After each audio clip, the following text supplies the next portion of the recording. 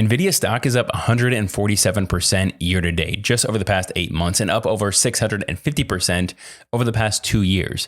Meta, on the other hand, is up 50% year to date, and the remaining Magnificent Seven, those top 7 tech stocks, continue to dominate the US market. These 7 companies are responsible for a huge portion of the S&P 500 earnings over the past couple years. And a lot of this is driven by the expectations that these companies' investments in AI technology will eventually pay off. You can see over the past year, Google, Amazon, Microsoft, and Meta combined have spent $190 billion in capital spending. If you look at their quarterly earnings release, they make it very clear that capital expenditures will continue to increase in support of artificial intelligence products and services. So the big question is, will these investments pay off?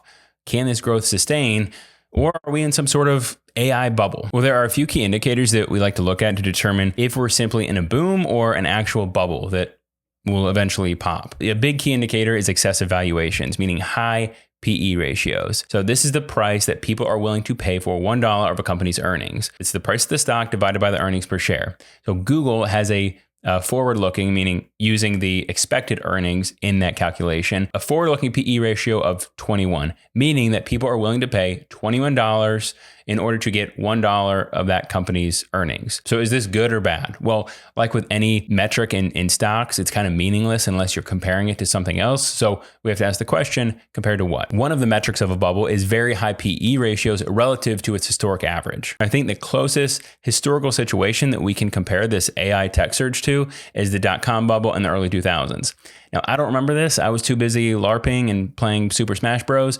But this was when the internet was really taking off and becoming a widely accessible thing. Investors were eager to get in, and there's this idea that it was going to be a massive economic shift. And it was. But there was people just pouring money into these companies. Any company that had a .com in its name or had anything to do with the internet was seen as a great investment, regardless of fundamentals. So there's a lot of hype and FOMO around it. Between January of 1995 to March of 2000, the NASDAQ rose by 582%, huge surge over those 5 years. And then in 2000, kind of became clear that some of these companies could not deliver on what they said they could. Turns out you actually have to make money to be profitable. A lot of them couldn't generate profits. They ended up going bankrupt. And so there's a huge sell-off. And then between March of 2000 and basically the next 2 years, the NASDAQ lost nearly 80% of its value. Now, Cisco was a big player during this dot-com bubble. They kind of played the role that NVIDIA is playing now. They acted as the hardware for a lot of these internet-based companies. So what NVIDIA is today to these AI companies, Cisco was to internet-based companies back then. Getting back to the PE ratios, if we look at the historical average of PE ratios of the S&P 500 over the past 40 years, it's somewhere around 20. And if you look at where we're at today with the S&P 500, we're right around 26. Now, if you look at the PE ratio of Cisco during this dot-com hype, it hit a peak of 229 in March of 2000, right before everything started to turn. That was insanely high. So how does that compare to the valuations of tech companies today? Well, if we look at the forward-looking PE ratios of the Magnificent Seven, somewhere between 21 and 94. Tesla being at 94, NVIDIA being around 42. So they're still high. They're still above the long-term historical average of the market, but not anywhere near where Cisco was at the peak of the dot-com bubble. But I think an even more important metric that gives a little more insight is the CAPE ratio, the cyclically adjusted price to earnings ratio, or the Shiller PE. And this takes into account inflation adjusted earnings over the past 10 years, which does make a meaningful difference. So if we look at the Shiller PE ratio or the CAPE ratio of the S&P 500 over the past 100 plus years, on average, it's been about 17.5. During the dot-com crash, it was close to 44. Right now, we're at about 36.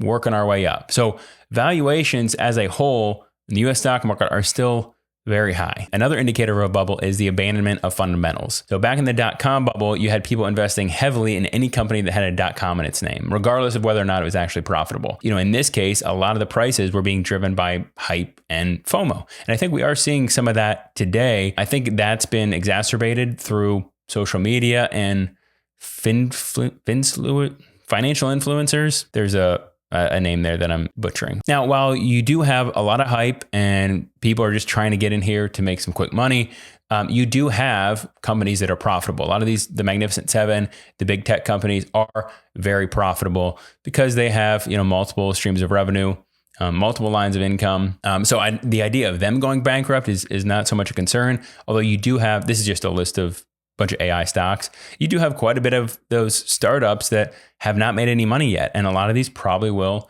eventually go bankrupt. So the question for these big companies is not necessarily, are they going to go bankrupt? It's, can they continue to live up to the hype and the growth expectations built into the stock price? I think one thing that's important to remember is that if the implied growth rate of these companies' earnings is not met or exceeded, then you're not going to see the continued growth of the stock price at the level that we have been. Where you see big jumps in stock prices is when there's a gap between expectations and reality. So for example, the expected 5-year earnings growth of NVIDIA is 33%, meaning based on the price and the current earnings, it's expected, the implied growth rate is 33% per year for the next 5 years in earnings. So if they don't exceed that, that's when you, like, let's say they miss earnings by, 10% next quarter. Well, that's when you would see a big adjustment in a stock price, or if they exceed earnings substantially.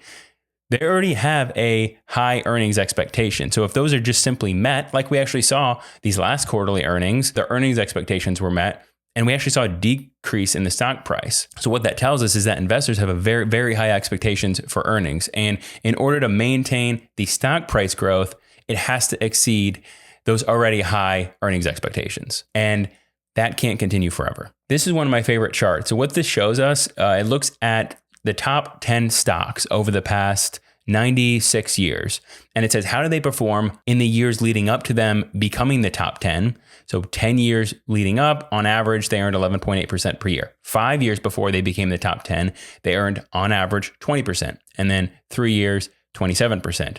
Now, once they joined the top 10, what's interesting is that growth did not continue. That performance actually dropped off substantially, and they underperformed the market in the following years. So 3 years after they became the top 10, on average, they earned 0.5%, 5 years after, minus 0.9%, and then 10 years after, minus 1.5%. Now, I'm not saying this is what's going to happen with the Magnificent Seven, but if these AI investments don't pay off, then there is going to be an adjustment. So I think we just need to temper our expectations.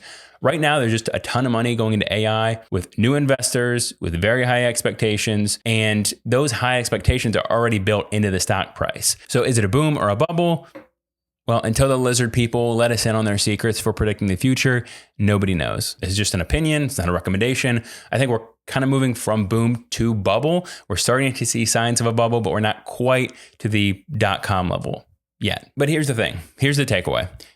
It doesn't really matter, or it shouldn't really matter. Long-term investing is not about accurately predicting the downturns and trying to avoid them. It's about consistency. If you have a longer time horizon and this does burst, then you have time for it to recover, dollar cost average, and then get the benefit on the upswing. If you have a shorter time horizon, you should probably not be heavily concentrated in AI or tech or even equities. I personally hardly hold any individual stocks or even tilt my portfolio to specific industries outside of what's already tilted, because when you invest in the S&P 500, you're essentially tilting your portfolio towards tech stocks because it is tech heavy. But I'm primarily invested in low cost, broadly diversified funds that are spreading out my risk across thousands of companies across various industries and countries. The risk exposure in my portfolio already reflects my financial objectives and my time horizon. So whether this is a bubble and it bursts or not, doesn't really matter. It's not going to change my long-term investment plan. Don't let fear of missing out drive your investment decisions. That's what happened during the .com bubble. It led to a lot of irrational decisions and lost money.